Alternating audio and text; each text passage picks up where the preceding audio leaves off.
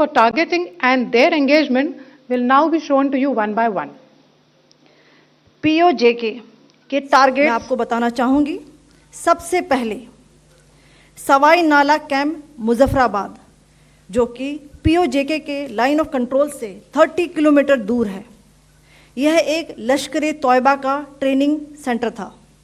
20 अक्टूबर 2024 सोनमर्ग, 24 अक्टूबर 24 गुलमर्ग, 22 अप्रैल 2025 पहलगाम, इन हमलों के आतंकियों ने यहीं से प्रशिक्षण लिया था। सैयदना बिलाल कैंप मुजफ्फराबाद, यह एक जैश ए मोहम्मद का स्टेजिंग एरिया है। यह हथियार, विस्फोटक और जंगल सर्वाइवल ट्रेनिंग का केंद्र भी था।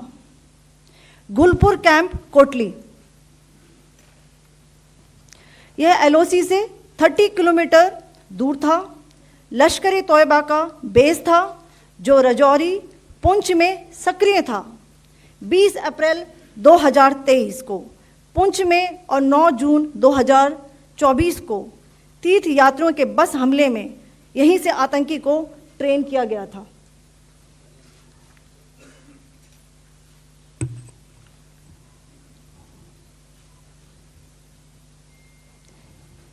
बरनाला कैंप भिंबर, ये LOC से 9 किलोमीटर दूर है। यहाँ पर हथियार हैंडलिंग, IED व जंगल सर्वाइवल का प्रशिक्षण केंद्र था। अब्बास कैंप कोटली,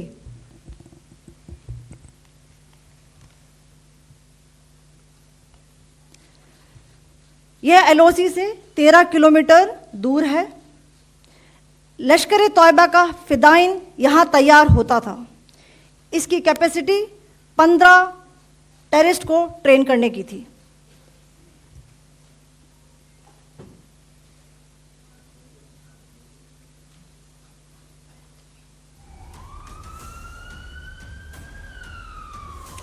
अब मैं पाकिस्तान के अंदर के टारगेट से अवगत कराना चाहूंगी। पहला, सर्जल कैंप सियालकोट, यह अंतर्राष्ट्रीय सीमा से 6 किलोमीटर की दूरी पर है, सांबा कठवा के सामने।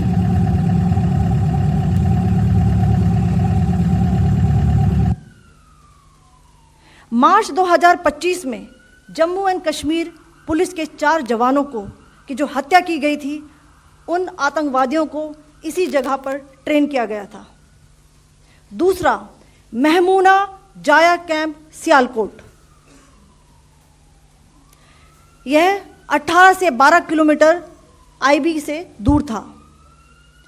हिजबुल मुजाहिदीन का बहुत बड़ा कैंप था। यह कठुआ जम्मू क्षेत्र में आतंक फैलाने का नियंत्रण केंद्र था। पठानकोट एयरफोर्स बेस पर किया गया हमला भी इसी कैंप से प्लान और डायरेक्ट किया गया था। मरकज ताइबा मुरीद के, यह IB से 18 से 25 किलोमीटर दूरी पर है। 2008 के मुंबई हमले के आतंकी भी यहीं से प्रशिक्षित हुए थे। अजमल कसब व डेविड हेडली भी यहाँ ट्रेन हुए थे।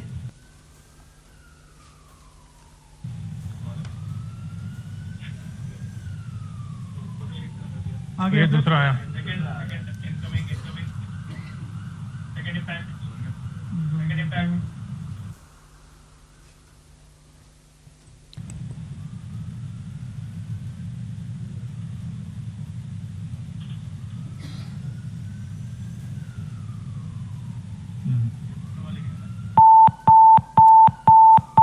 टारगेट 10 हुआ है सर अभी। टारगेट 10 हुआ, एंक्लोजर सेम ही है। 7 it is hit the target. हाँ हाँ।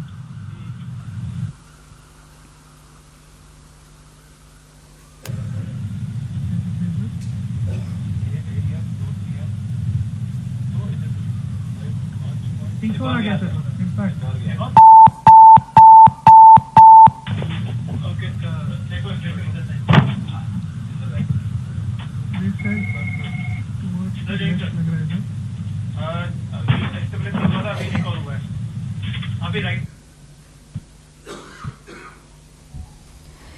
मरकज सुभान अल्लाह भावलपुर, ये इंटरनेशनल बाउंड्री से 100 किलोमीटर दूर है। जैश ए मोहम्मद का मुख्यालय था। यहाँ पर रिक्रूटमेंट, ट्रेनिंग व इंडॉक्ट्रिनेशन का केंद्र भी था। शीर्ष आतंकी अक्सर यहाँ आते थे। मैं आप सबको बताना चाहती हूँ कि किसी भी सैन्य ठिकाने का निशाना नहीं बनाया गया और अभी तक किसी तरह की नागरिक क्षति की रिपोर्ट नहीं है। धन्यवाद। जय Hind. The strike on the terror camps were undertaken through precision capability, as shown to you.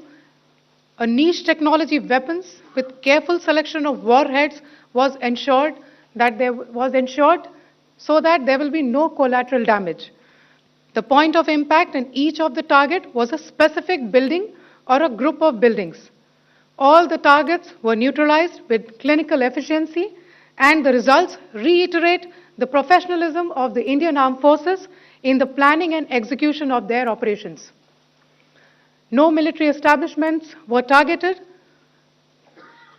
India has demonstrated considerable restraint in its response.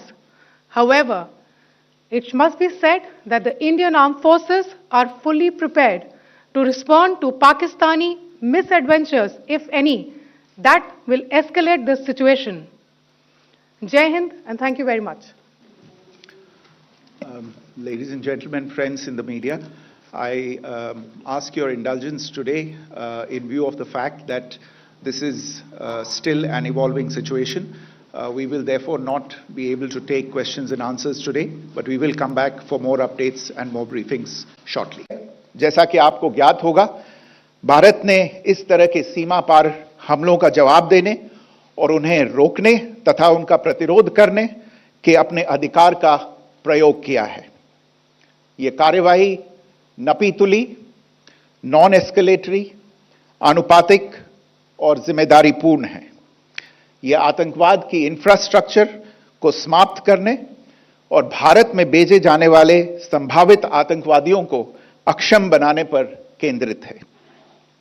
आपको यह भी स्मरण होगा कि 25 अप्रैल 2025 को संयुक्त राष्ट्र सुरक्षा परिषद ने पहलगाम आतंकवादी हमले पर एक प्रेस वक्तव्य जारी किया था, जिसमें आतंकवाद के इस निंदनीय कार्य के अपराधियों, आयोजकों, फाइनेंसरों और प्रायोजकों को जवाबदेह ठहराने और उन्हें न्याय के दायरे में लाने की आवश्यकता पर जोर दिया गया था।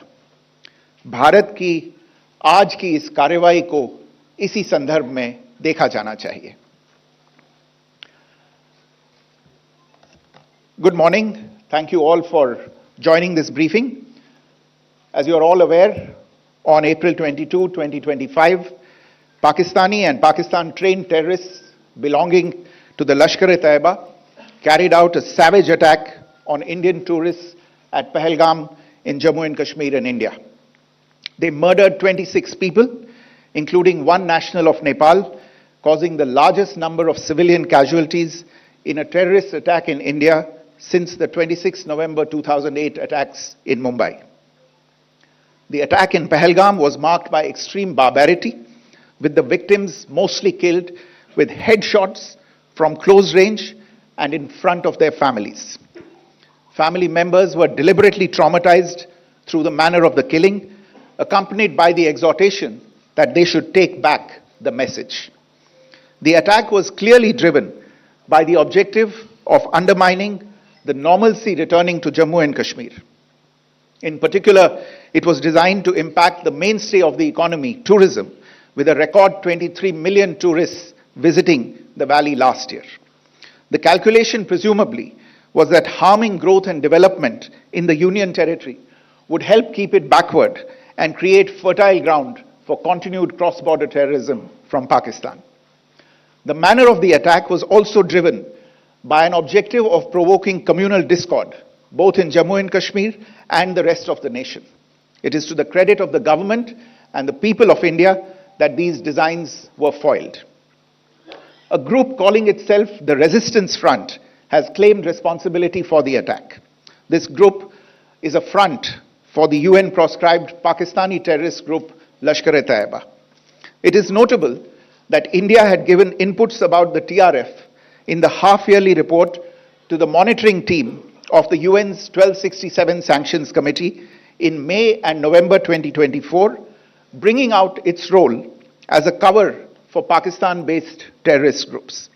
Earlier too, in December 2023, India had informed the monitoring team about Lashkar and Jaish-e-Mohammed operating through small terror groups such as the TRF